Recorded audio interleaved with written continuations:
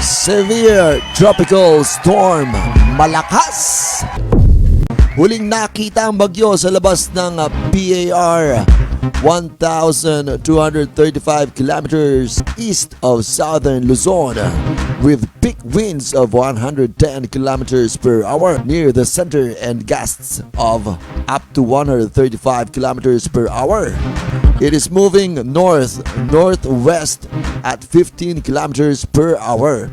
Ayon sa pag-asa, mababa na ang posibilidad na pumasok ito sa PAR or Philippine Area of Responsibility. Pero kung sakali man papangalanan itong Basyang, inaasahan na walang magiging direktang epekto ang severe tropical storm sa bansa maliban sa mga matataas na alon sa northern at eastern seaboards ng Luzon, eastern seaboard ng Visayas at Mindanao.